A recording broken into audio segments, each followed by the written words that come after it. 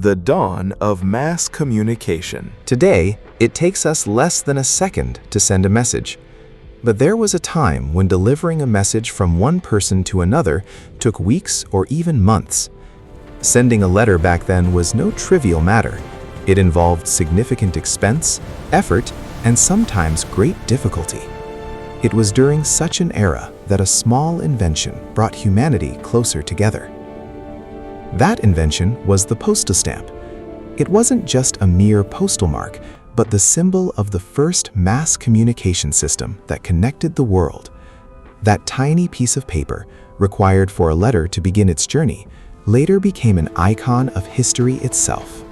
Before the stamp, the postal system was highly complicated. It wasn't the sender, but the recipient of the letter who had to pay for the postage.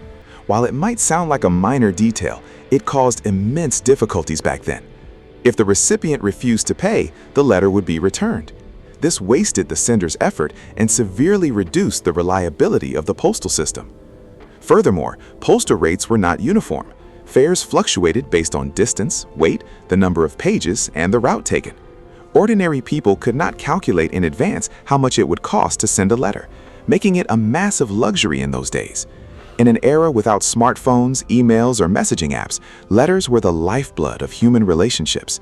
Consequently, every change in the postal system was a major event that influenced society as a whole.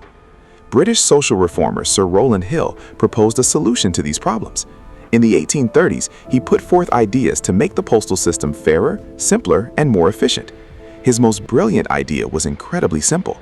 The sender of the letter should prepay the postage. While this seems entirely normal to us today, it was a massive, revolutionary idea at the time.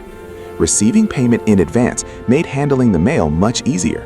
It relieved the recipient of sudden financial burdens, allowed letters to reach their destinations with greater accuracy, and greatly simplified accounting at post offices. This idea democratized communication. While postal services had previously been exclusive to the wealthy and to government officials, this change opened the doors for an ordinary worker, a family, or a student to send a letter. It was also a profound social reform that bridged the gap between different economic and social classes. The era of postage stamps was born from this visionary idea by Rowland Hill. The Penny Black Revolution. In 1840, Great Britain released the first adhesive stamp in history. Its name was the penny black. It established a system where a letter could be sent for a flat rate of just 1 penny. This black-colored stamp featured the profile of Queen Victoria. At first glance, it was just a small stamp, but its historical significance was far greater.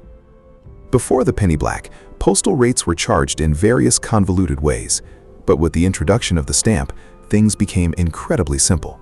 Stick the stamp on the letter and send it. That was it. This method brought unprecedented order to postal communication, and the volume of letters surged massively. Family connections, business matters, government documents, travel information, and student messages, everything began to travel with greater speed and reliability. A small stamp had initiated a vast communication revolution.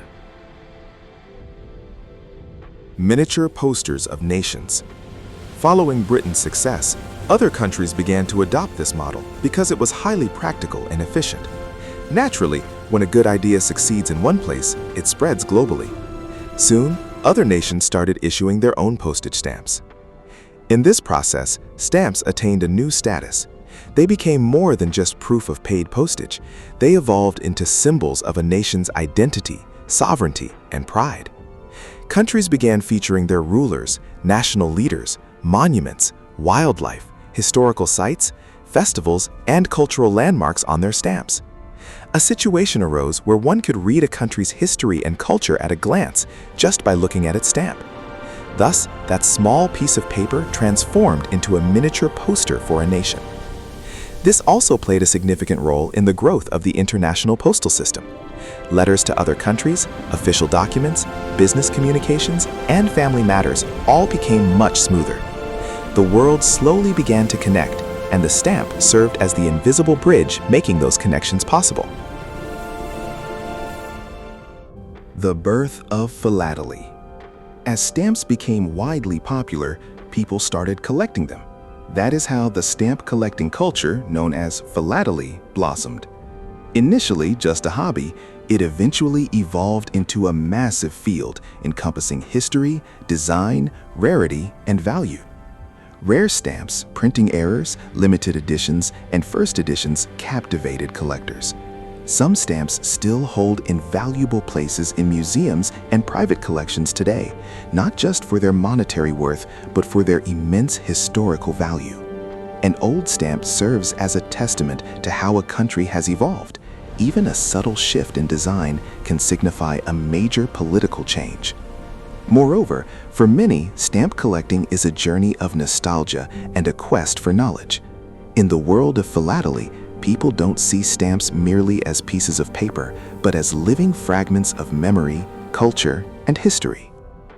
An unassuming educational medium. Another major role of stamps has been in the field of education. By simply observing a country's stamps, children and the general public could learn about its history, geography, culture, and biodiversity. Thus, stamps function not just as a communication tool, but as a subtle educational medium. For instance, if a national flower appears on a stamp, it imparts knowledge about that country's natural wealth. If a historical monument is featured, it piques people's interest in the story behind it. If a portrait of a famous figure is shown, we are inspired to learn about their contributions. In this way, stamps unknowingly teach us history. They don't operate like grand classrooms, but rather as small, quiet visual cues. They help humanity absorb culture seamlessly. That is exactly why stamps have become one of the most beautiful forms of imparting knowledge. They didn't just sit on the back of letters or the corners of envelopes, they sank deep into our collective memory. Legacy in the digital age. Today, the world has gone digital. Emails, WhatsApp, social media, instant messaging, and video calls have made communication instantaneous. Writing a letter in the traditional sense is no longer a common habit, and consequently, the volume of postal mail has decreased in most countries. But this does not mean the story of the stamp has ended. Its role has simply shifted. Today, stamps are often cultural symbols, collectibles, and souvenirs. Many countries continue to issue beautiful special edition stamps to commemorate national events, anniversaries, and heritage celebrations. Even though their use in daily communication has declined, their symbolic and historical significance remains entirely undiminished. In this digital age, the stamp has become an object that evokes profound nostalgia. It preserves the memory of an entire era in a form you can physically hold in your hand. That is exactly why stamps remain so deeply relevant in museums, private collections, and historical research today. They stand as the finest example of how a tiny piece of paper successfully shaped the early development of global communication.